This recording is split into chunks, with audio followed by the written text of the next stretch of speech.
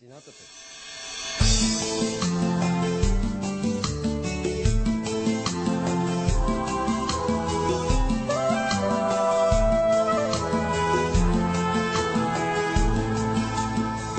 Колко път до сега извървях, колко още остана, колко много надежди видях и не една разпиляна. Сякаш някакъв луд кръговрат се въртяха нещата, често сменяха цвят подир цвят и течеше водата. Разни хора с неясни лица обясняваха нещо, обещаваха жива вода, определяха срещи и така всеки ден подир ден отминаваха дните с надежда стаена в мен и сълза в очите. Вече знам, че така са нещата. Има ад, чистилище, рай,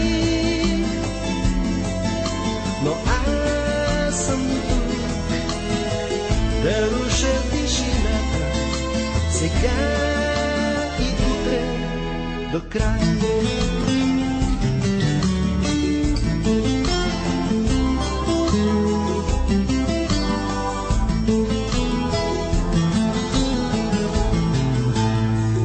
Аз съм многият днешен човек, който кръста си носи.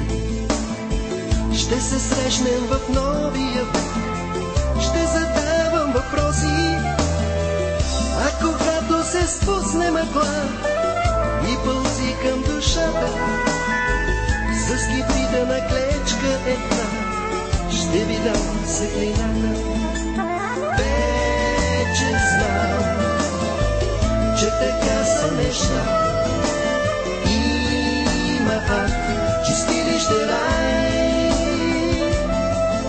но аз съм тук да ви дам светлината сега и утре до край. Вече знам, че така са нещата. Има ад, чистилище, рай, но аз съм тук да ви дам светлината сега и утре до край.